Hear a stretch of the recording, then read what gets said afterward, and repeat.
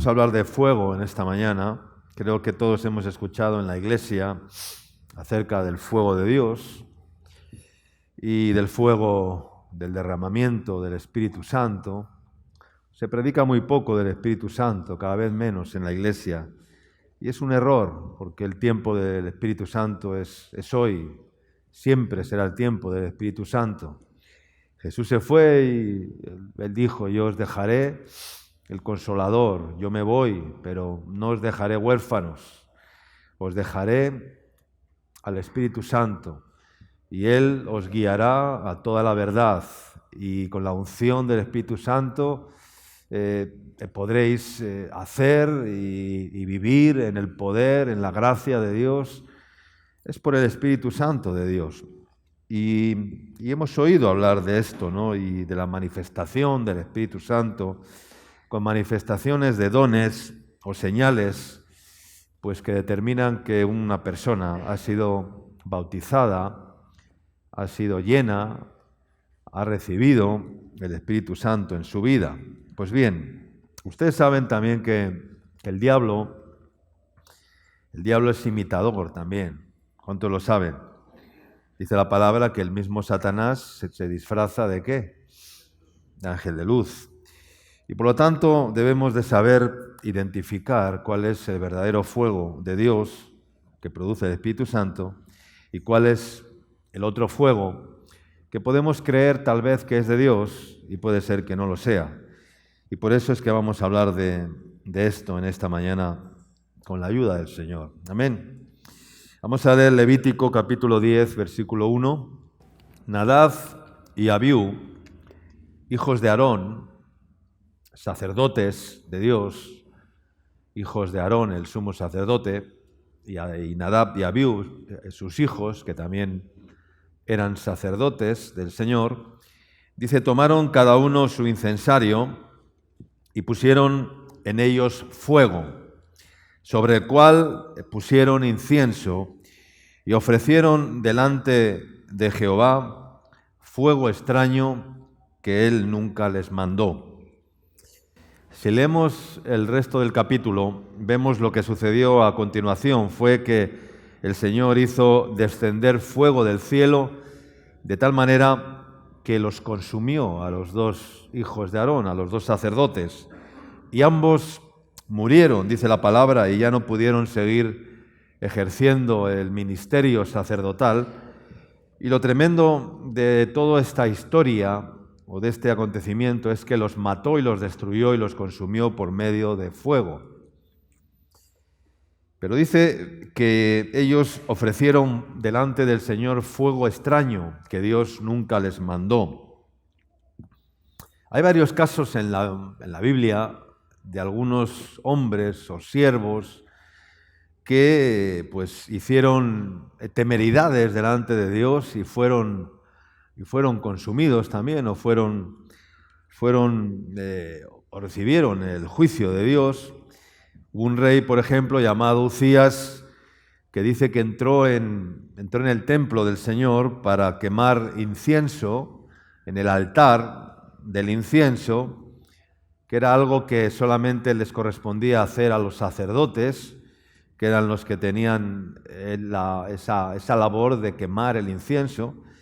Y él era un rey político, no era un sacerdote, y entonces por esa temeridad dice que le brotó la lepra en su frente y toda su casa fue leprosa y él quedó leproso, dice, todos los días y tuvo que vivir apartado en una casa apartada, él y toda su familia leprosos hasta el día de su muerte.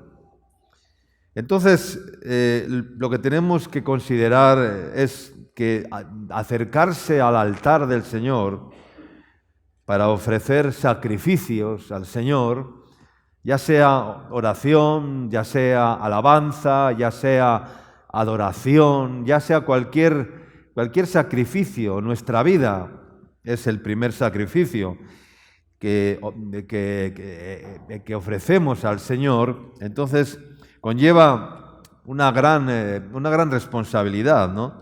Como cuando David ordenó ordenó trasladar el arca de Jehová, el arca del Señor, desde la casa de un hombre llamado Abinadab hasta la ciudad de David.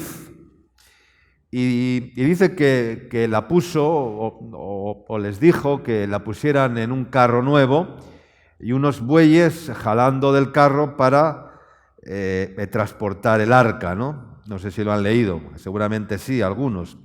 Pero, ¿qué fue lo que ocurrió en el camino? Dice que los bueyes, en un momento dado del camino, dice que los bueyes tropezaron y entonces un hombre llamado Uza dice que extendió su mano para sujetar el arca de Dios, para sostenerla, y entonces dice que aconteció que el furor de Jehová se encendió contra Uza y lo hirió, dice, allí por aquella temeridad, y cayó muerto junto al arca de Dios.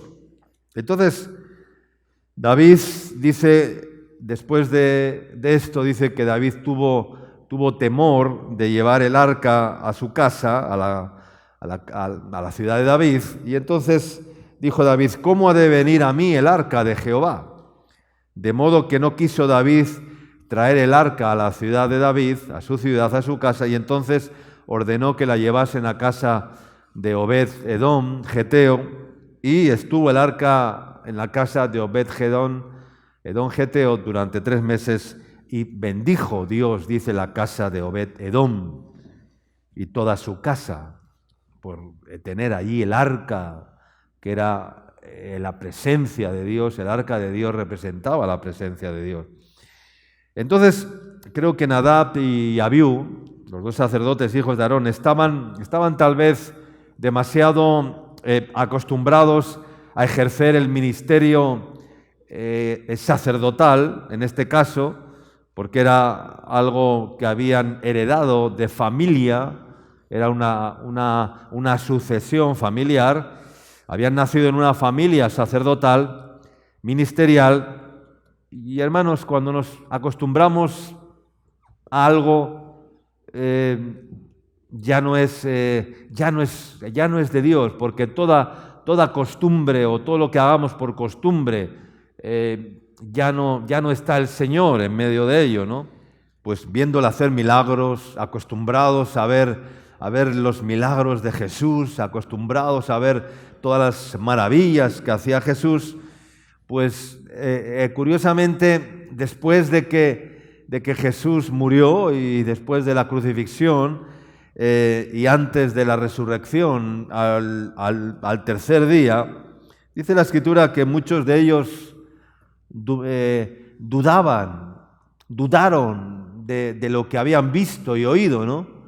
Y curiosamente habían estado 3 años con Jesús viendo la gloria de Dios manifestándose, viendo la gracia de Dios, viendo milagros, sanidades y todo tipo de acontecimientos gloriosos, pero de repente comienzan a dudar y comienzan a decir,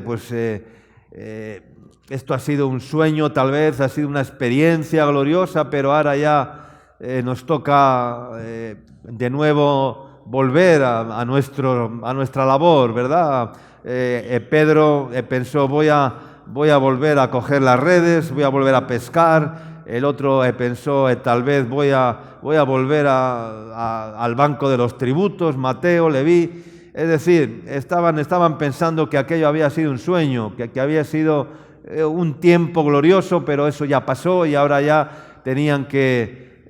Jesús se había ido, lo que había prometido no lo creyeron, no lo habían visto resucitado, e incluso después de verle resucitado, alguno de ellos todavía dudó. Entonces, hermanos, lo que quiero decir esta mañana es que la miel del Señor no mana a raudales. ¿Cuánto dicen amén? No mana a raudales. A veces pensamos que Dios derrama su gloria, su gracia, su presencia de una forma ahí, venga, ríos y ríos de gloria de Dios, ríos y ríos de abundancia, ríos y ríos de la manifestación de Dios. No, hermanos, la miel, de hecho dice un proverbio, dice, hallaste miel, dice, come la que te basta, no sea que hastiado de ella la vomites, dice Proverbios capítulo 25, versículo 16, para que vean dónde está escrito, ¿no? Y la miel representa la dulzura de Dios, la abundancia de Dios, la gracia de Dios, la manifestación gloriosa de Dios. Y entonces, hermanos, no podemos, yo sé que no somos de los que comemos mucha miel, porque la mayoría buscamos muy poco al Señor, ¿no? Entonces, con las justas tocamos con un palo como tocó Sansón cuando iba camino de Gaza y hubo un león muerto en el camino, no sé si han leído esa historia, y extendió un palo y llevó la miel a su boca y entonces recobró fuerzas, ¿no? Pero la miel, hermanos, no brota a raudales. Es poca la miel que podemos recibir del Señor, la verdadera miel del Señor, la verdadera o el verdadero derramamiento del Espíritu de Dios. Es puntual, no es a toda hora, no estamos a toda hora comiendo miel, ni mucho menos. Aparte que la miel empalaga, ¿no? Y por eso dice el proverbio, hallaste miel, entonces come la que te basta, la que vas a poder digerir, la que vas a poder asimilar, la que vas a poder en tu vida, porque algunos reciben la miel y no sirve de nada, hermanos. La miel es para digerirla y que luego esa miel produzca dulzura en nuestras vidas, produzca frutos, produzca cambios, produzca transformaciones. Todo es gradual. No podemos hoy ser muy espirituales y luego mañana estar en el piso. No, ese es un desequilibrio que no es de Dios, ¿no? Y por eso el fuego extraño. Dice que ofrecieron delante del Señor fuego extraño que Dios nunca les mandó. Y aquí surge la pregunta, ¿qué es un fuego extraño? ¿Qué es fuego extraño? ¿Qué era un fuego extraño para aquel tiempo y qué es fuego extraño para este tiempo que vivimos hoy? Entonces, si había un fuego extraño, tenía que haber otro fuego que no lo era. ¿Cuánto dicen amén? Porque dice que había un fuego extraño. Quiere decir que había otro fuego que no era extraño, que era el fuego verdadero, que era el fuego de Dios. Obviamente, había uno que era verdadero, ¿sí o no? Claro que sí. En la palabra se relata varias veces cómo descendió fuego del cielo. Descendió fuego a veces incluso para castigar. ¿Qué pasó en Sodoma y Gomorra? Que llovió, ¿qué? Llovió fuego de azufre, como un castigo, como un juicio para la maldad que había subido hasta las narices de Dios, hasta el corazón de Dios, y entonces Dios envió esa lluvia de fuego de azufre para que destruyera aquella ciudad y a los habitantes de Sodoma y Gomorra. Otras veces cayó fuego de Dios sobre los altares, como una señal de Dios, los altares que levantaron Abraham, los altares que levantó Moisés, los altares que levantó Jacob, como a Moisés que se le apareció el Señor en medio de una zarza que ardía en fuego en el desierto, y la zarza, dice, y el fuego ardía y ardía y ardía, y la zarza no se consumía. Y allí se le apareció el Señor en medio de la zarza y le llamó y le dijo, Moisés, Moisés. Y entonces Moisés respondió, heme aquí, Señor. Y el Señor le dijo, quita el calzado de tus pies. Lo primero que le dijo el Señor, le dijo, quita el calzado de tus pies, porque la tierra que estás pisando es tierra santa es. Era un llamado a la santidad, primeramente, porque el fuego de Dios tiene que producir santidad en nuestras vidas. ¿Cuántos dicen amén? Si no, no es fuego de Dios, hermanos. Si no, es fuego extraño. El fuego de Dios, el derramamiento del Espíritu Santo, produce santidad en nuestras vidas. Y si no hay santidad, no hay fuego de Dios. Estamos quemando fuego extraño. Hubo otro texto, por ejemplo, cuando Elías oró al Señor, cuando estaba allá en el Monte Carmelo, desafiando a los falsos profetas de Baal, como sabemos, y entonces, después de estar todo el día a ver quién hacía que ocurriera que, ¿no? Y los profetas de Baal invocando a su Dios, haciéndose cortes, dándose golpes, sajándose con sangre y no pasaba nada. Y entonces Elías le decía, ¿dónde está vuestro Dios? Y entonces Elías oró al Señor y le dijo, Señor, si tú eres Dios, haz que descienda fuego del cielo para que vean todos que tú eres Dios. ¿Y qué pasó? Que dice que compuso el altar que estaba arruinado, puso las peñas, las rocas, hizo una zanja alrededor del altar, les dijo, echen agua en esa zanja, llénenla de agua. O sea, hizo algo para que fuera todavía mucho más difícil.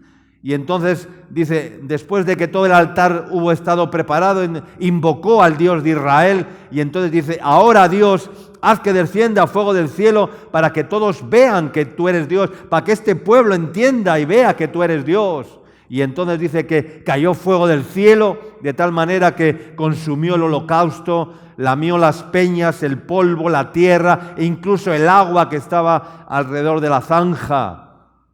Y el fuego de Dios se manifestó de una forma sobrenatural. Y entonces cuando todos lo vieron, entonces dijeron, sí, este es el Dios de Israel, este es el Dios de Abraham, de Isaac y de Jacob, este es el Dios al cual queremos glorificar.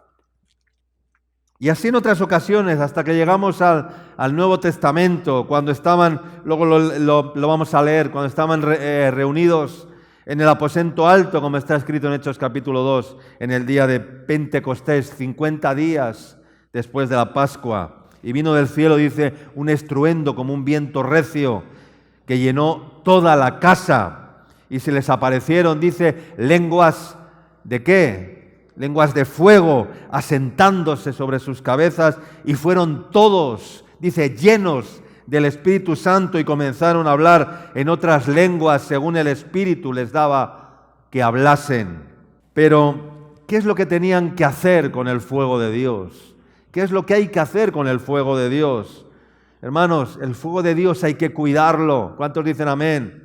El sacerdote, ¿qué tenía que hacer? Según Levítico, según Números, ¿qué tenía que hacer el sacerdote cada mañana? ¿Tenía que echar qué? Tenía que echar leña al fuego, amén. ¿Para qué? Para que el fuego ardiera de una forma constantemente. Tenía que echar fuego al altar, al sacrificio, constantemente. El fuego que un día cayó sobre el altar, hermanos, hay que soplarlo constantemente, hay que aventarlo para que el fuego no se apague, hay que echarle leña para que el fuego siga ardiendo, porque si no el fuego se apaga. He visto cómo el fuego se ha ido apagando en muchas personas a lo largo de los años que llevo en el ministerio. A muchos que el fuego se ha ido apagando en sus vidas y que han perdido el fuego de Dios, que han perdido la unción del Espíritu Santo. ¿Qué es lo que le dice el apóstol Pablo a Timoteo? ¿No? Le dice, te ruego, te aconsejo que avives ¿qué? El fuego del don de Dios que está en ti, que te fue dado por la imposición de mis manos. 2 Timoteo capítulo 1, versículo 6. Primeramente dice que te fue dado, dice, ¿por medio de qué? De la imposición de mis manos. La imposición de manos es una transferencia de poder, es una transferencia de la unción de Dios. Yo puedo orar por ti, puedo imponer mis manos sobre ti, ¿verdad? Para que el fuego de Dios tal vez sea avivado, si Dios lo permite, o que haya un derramamiento del Espíritu Santo para que recibas el bautismo del Espíritu Santo, como sucedía en la iglesia primitiva. en Hechos de los Apóstoles, que recibían, dice, el bautismo del Espíritu Santo por la imposición de las manos de ¿quiénes? De los apóstoles, de los discípulos, en Samaria, en Éfeso. En tantos textos en el libro de los Hechos vemos cómo llegaban los apóstoles a las ciudades donde había comunidades levantadas y algunos ni sabían, ni habían oído hablar, dice, del Espíritu Santo. Y entonces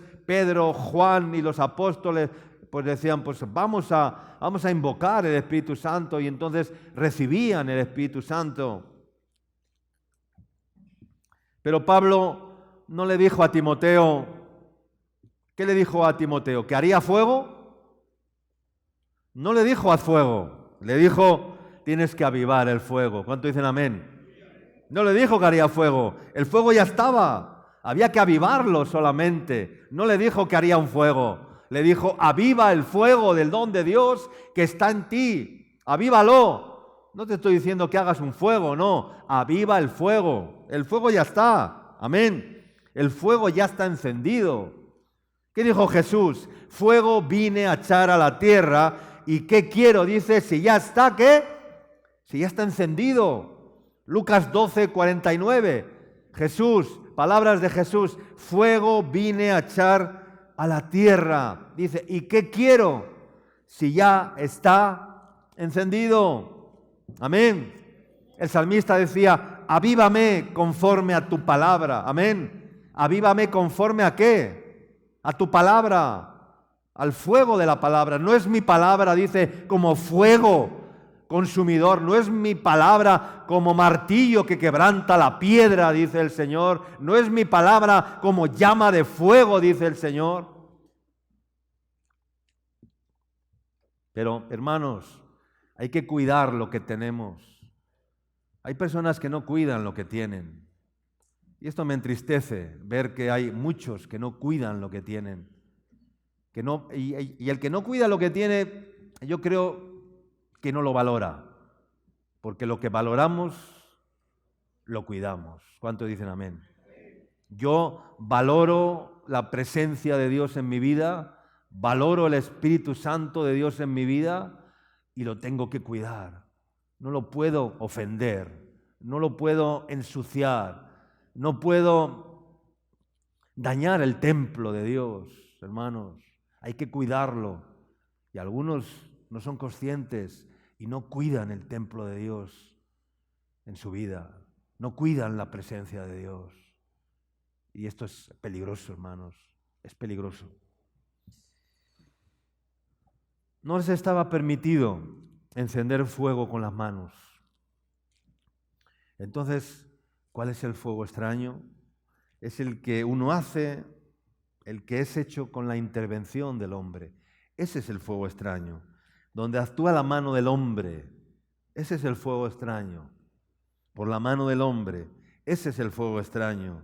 Un fuego extraño es un fuego que no lleva palabra de Dios, que no lleva espíritu de Dios, o que no es del espíritu. Ese es un fuego extraño.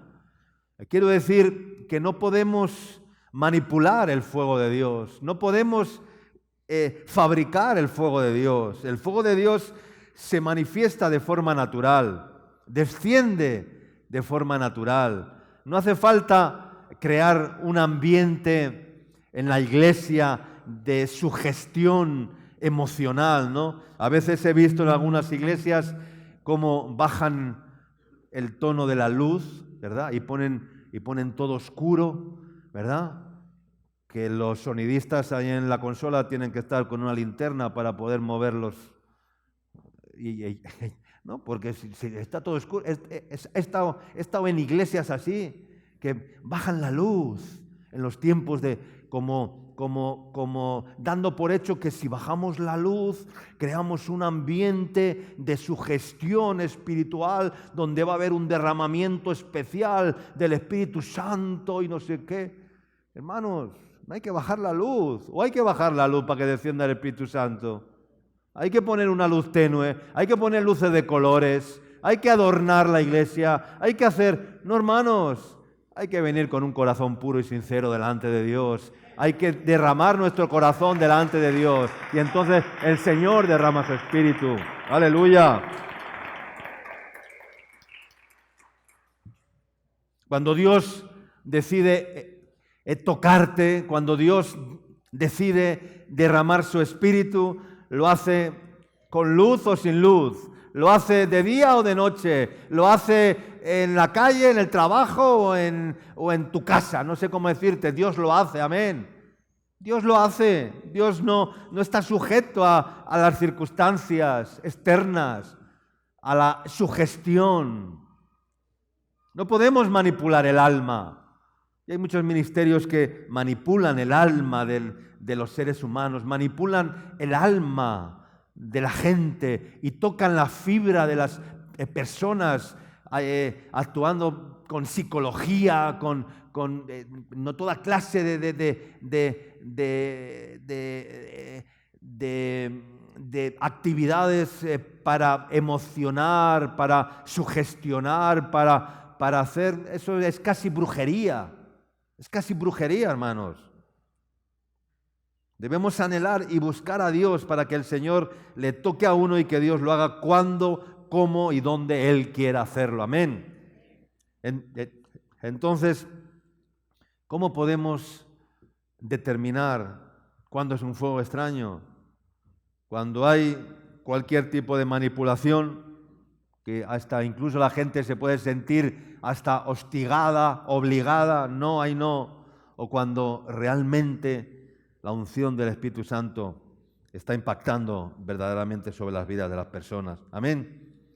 Hermanos, el Espíritu Santo no solamente te hace danzar, el Espíritu Santo no solamente te hace temblar o te hace hablar en lenguas, no, el Espíritu Santo te hace cerrar la boca cuando hay que callar. El Espíritu Santo te hace disculparte cuando cometes una ofensa. El Espíritu Santo te hace reconocer tus errores. El Espíritu Santo te hace analizar constantemente tu corazón egoísta, pecaminoso, ¿verdad? El Espíritu Santo te hace cambiar actitudes en tu vida, hermanos. El Espíritu Santo te hace cambiar las formas de comportarte, hermanos. Te hace caminar con humildad y sencillez. Eso lo hace el Espíritu Santo. No solamente te hace temblar, reír, llorar o no sé, o saltar, hermanos.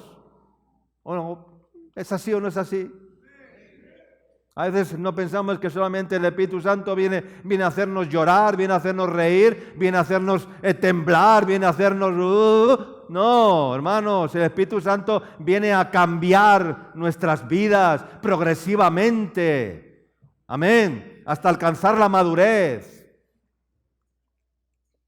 Hay un texto en la palabra cuando el profeta Samuel unge con el aceite de la redoma al rey Saúl. Está escrito en 1 Samuel, en el capítulo 10. No lo quería leer, lo quiero solamente parafrasear.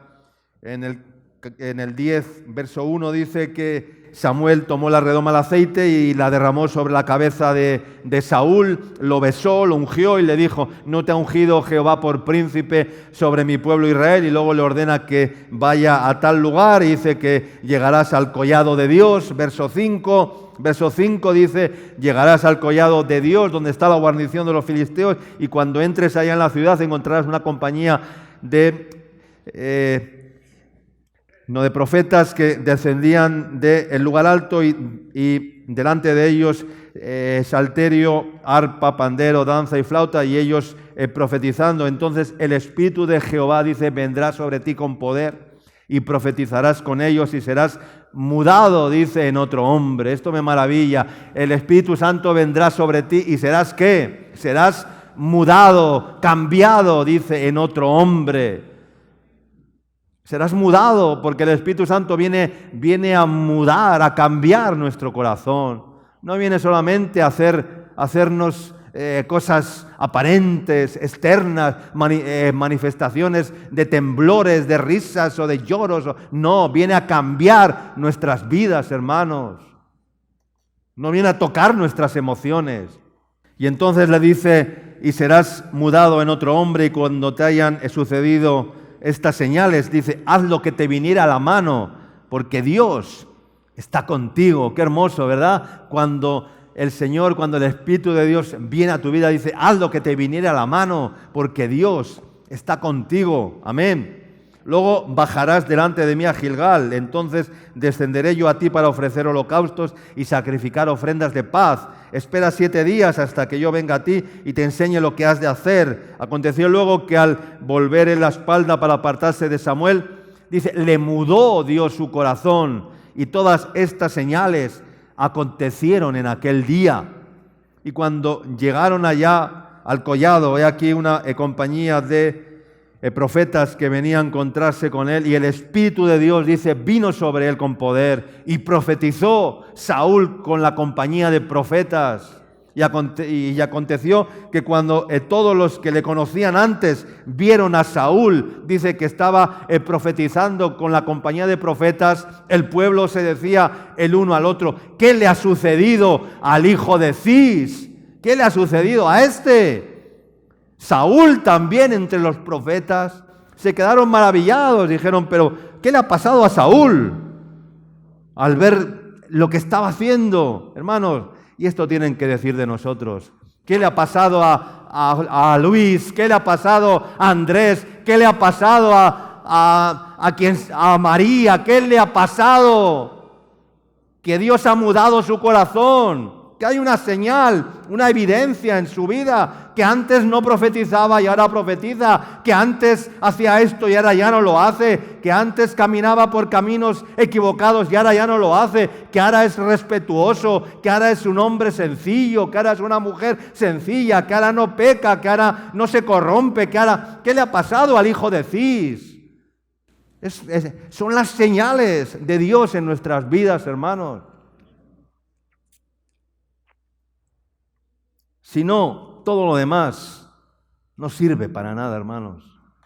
Si no hay señales, si los demás no pueden decir de ti qué le ha pasado a Juan, qué le ha pasado, que su vida ha cambiado, que no es el que era, que es una persona totalmente diferente, nada que ver, que responde con sencillez, con humildad, que es servicial, que no se enoja con facilidad, que es luz, que transmite luz, que no miente, que es una persona transparente. ¿Qué le ha pasado al hijo de Cis? Entonces, hermanos, ¿cómo hacemos para distinguir si una manifestación es de Dios o no lo es? Miremos un texto, Génesis capítulo 11, versículos 1 al 3. Dice, tenía entonces toda la tierra una sola lengua y unas mismas palabras. Y aconteció que cuando salieron de oriente, hallaron una llanura en la tierra de Sinar y se establecieron allí. Y se dijeron unos a otros, vamos, hagamos ladrillo y cozámoslo con fuego. Y les sirvió el ladrillo en lugar de piedra y el asfalto en lugar de mezcla. Y dijeron, vamos, edifiquemos una ciudad y una torre cuya cúspide llegue al cielo, y hagámonos un nombre por si fuéramos esparcidos sobre la faz de la tierra. Conocemos el texto, ¿no? La torre de Babel, la confusión que se creó allí cuando Dios confundió las lenguas de todos ellos, y entonces fue un caos, porque dijo, pero estos pobres, cuando Dios les miró, les dijo, pero estos están confundidos. ¿Cómo van a hacer una torre y van a tocar el cielo? ¿Y cómo se van a hacer un nombre? Hagámonos un nombre. Querían ser exclusivos. Hagámonos un nombre que nos identifique. Eso era el principio de Nimrod, del cazador de Babel, del padre del primer anticristo. Hagámonos un nombre. No, hermanos, fuego extraño. Hagamos ladrillo y cozámoslo con fuego. No, el Señor no mandó edificar con ladrillos, Él mandó edificar ¿con qué? Con piedras, no con ladrillos, hermanos. No somos ladrilleras, somos casas edificadas como piedras vivas. Amén. No somos ladrillos. Los ladrillos son todos iguales. Son todos iguales los ladrillos. La misma medida, la misma forma, el mismo molde, y pones un ladrillo encima de otro, pero hermanos, las piedras son todas iguales, son todas diferentes, y el Señor tiene que ir alisando las piedras y acomodando las piedras para formar el edificio. Yo no soy un ladrillo más puesto en el edificio, no, soy una piedra viva, hermanos, piedras vivas. Y vosotros sed edificados como piedras vivas, como casa espiritual, como sacerdocio, dice la Escritura. Entonces, el resultado final es lo que va a determinar si es fuego extraño o es fuego de Dios. Quiero decir con esto que todas las manifestaciones de Dios deben traer un resultado posterior, hermanos. Si no hay resultados, si no hay evidencias, no es fuego de Dios. Puede que sea fuego extraño. Y todo fuego de Dios viene a traer resultados posteriores que vienen después del derramamiento del Espíritu Santo, después del derramamiento del fuego de Dios, vienen resultados consolidando en nuestras vidas madurez, crecimiento, abundancia de frutos, cambios que transforman. Amén. En el capítulo siguiente, en el capítulo 12, vemos la diferencia con Abraham. Jehová había dicho a Abraham, el capítulo 12, versículo 1 y 2, vete de tu tierra y de tu parentela y ve a la casa de tu padre, y de la casa de tu padre a la tierra que yo te mostraré, y haré de ti una nación grande y te bendeciré. ¿Y qué dice? Y engrandeceré tu nombre y serás bendición. ¿Quién es el que engrandece el nombre de Abraham? El Señor.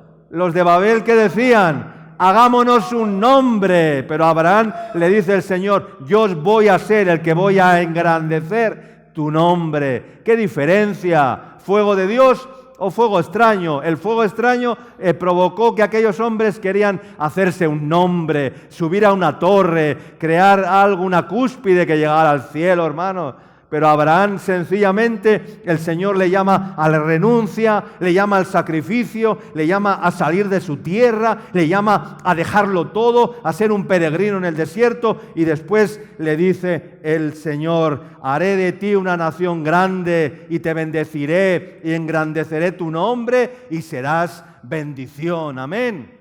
¿Qué diferencia?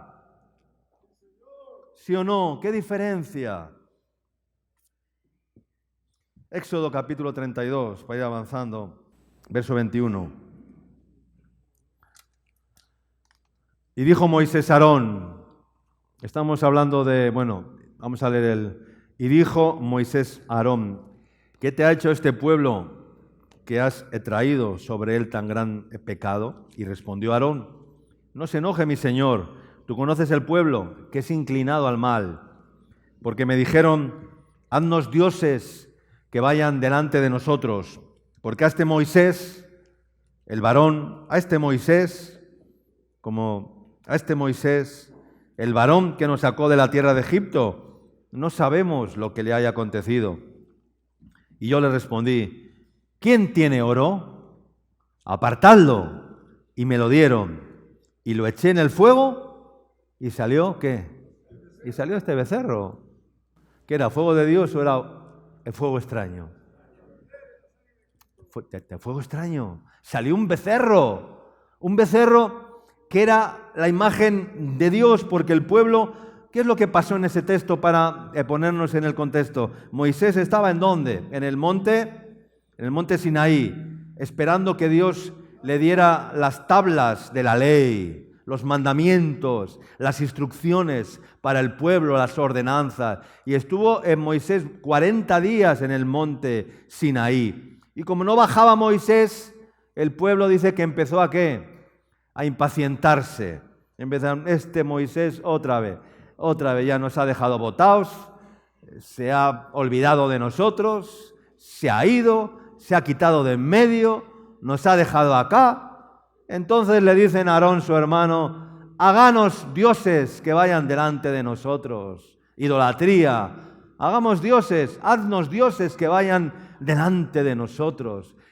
Necesitaban una imagen para adorar, para seguir. No tenían fe ninguna en Dios, en el Dios que no era una imagen, sino que era un Dios vivo. Lo querían cambiar por un Dios limitado a su falta de fe, a su desconfianza, a sus limitaciones, y querían ver dioses con sus ojos, porque Moisés había desaparecido, y entonces háganos dioses que vayan delante de nosotros. Y entonces Aarón comete la temeridad, la osadía y el error de decir, a ver, ¿cuántos tienen oro en sus orejas, en sus zarcillos? Tráiganme el oro. Le traen el oro y lo echa al fuego a ver qué sale allí, y de repente sale un becerro de oro que representa la codicia del ser humano, ¿verdad? Y la idolatría del ser humano. ¿Cuál fue el resultado final? Un becerro de oro, fuego extraño. ¿Y por qué hicieron un becerro de oro? Pues por la codicia, por la falta de fe, porque necesitaban ver algo. Y a veces Dios no es así. Dios no te dice que tienes que ver, Dios te dice que tienes que creer. Amén. Porque no es por vista, es por fe. Amén, hermanos. Dice Éxodo capítulo 35, versículo 3. No encenderéis fuego en ninguna de vuestras moradas en el día de reposo. ¿Cuál es el fuego extraño? Lo que quita el reposo, hermanos. Lo que quita la paz. Eso es fuego extraño. Hermanos, cuando llegamos a entender la obra de Dios y que todo lo que hace o lo hace Dios en su tiempo, entonces reposamos y hay paz en nuestras almas. El fuego de Dios en nuestras vidas nos hace descansar. Amén. Nos hace reposar, nos hace descansar en el Señor. Pero el fuego extraño lo que va a producir es ansiedad, va a producir turbación.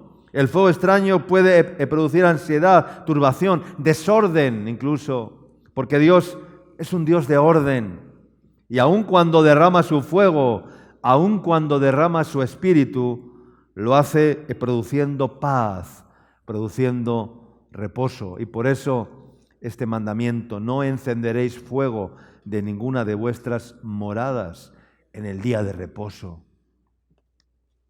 Y podemos desesperarnos por querer llegar aún donde Dios no nos quiere llevar, o por poder alcanzar lo que Dios no nos ha dado, por querer tener lo que Dios todavía no estamos preparados para tener. Y no nos podemos desesperar, o por querer recibir más de Dios cuando aún no hemos asimilado lo más fundamental de la fe, porque el crecimiento en el Señor es gradual, siempre. Nadie dice la palabra, no dice la palabra que nadie podrá, por mucho que se afane, ¿qué? Añadir a su estatura un codo. ¿Puedes añadir tú a tu estatura un codo, por mucho que te afanes? No. Si no lo hace Dios, tú no puedes hacerlo. Porque ¿quién es el que da el crecimiento? El crecimiento lo ha dado Dios, lo da Dios. Entonces, hermanos, mucho cuidado con la sugestión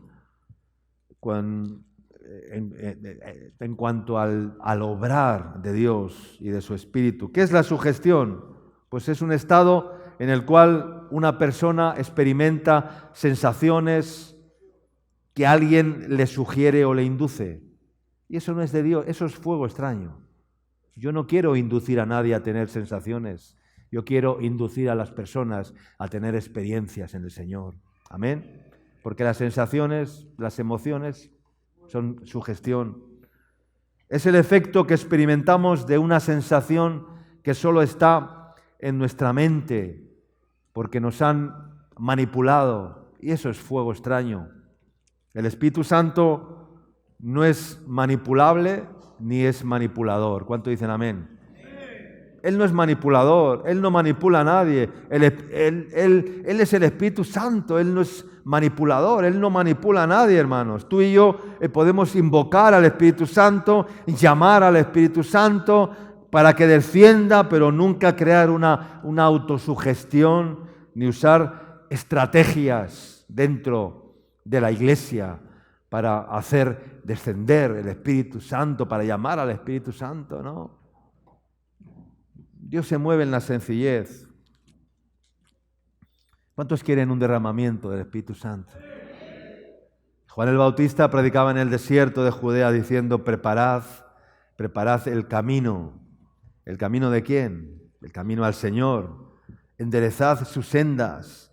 Haced pues frutos dignos de arrepentimiento. Yo a la verdad os bautizo en aguas para arrepentimiento, pero el que viene después de mí, Él es más poderoso que yo.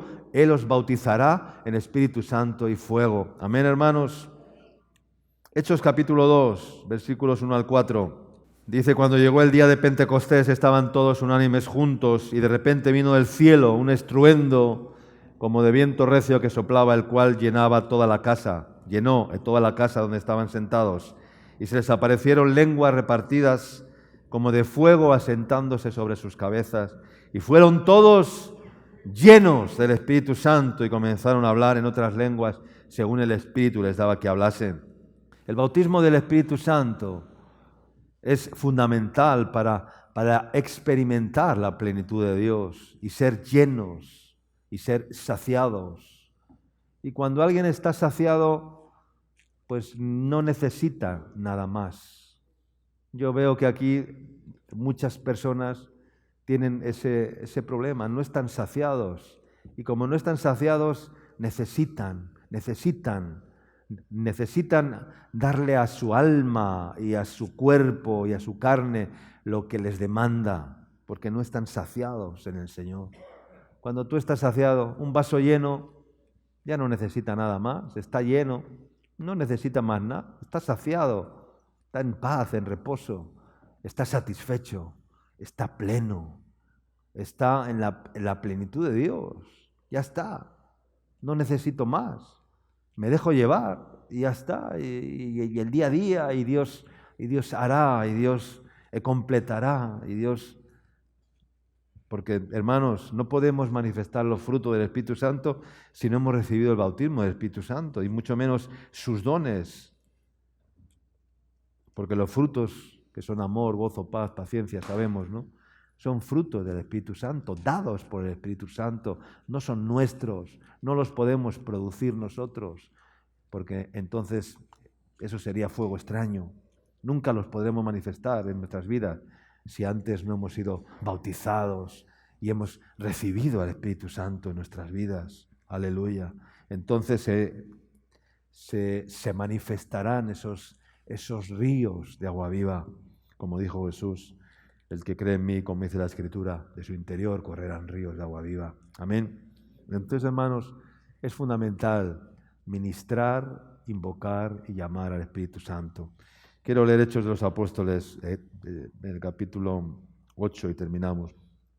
Dice: cuando los apóstoles que estaban en Jerusalén, Hechos capítulo 8, dice: cuando los apóstoles que estaban en Jerusalén, oyendo que Samaria había recibido la palabra de Dios. ¿Cuántos han recibido la palabra de Dios?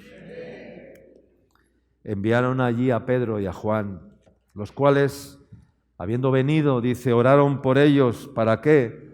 Para que recibiesen el Espíritu Santo, porque aún no había descendido sobre ninguno de ellos, sino que solamente habían sido bautizados en el nombre de Jesús, en aguas. Entonces, dice, les imponían las manos y recibían el Espíritu Santo. Amén. Les imponían las manos y recibían el Espíritu Santo. Yo quiero en esta mañana orar porque sé que el Espíritu de Dios está aquí. Amén. Porque sé que Dios acompaña la palabra y sé que Dios lo hace. Cierra tus ojos, por favor, ahí donde estás. Aleluya.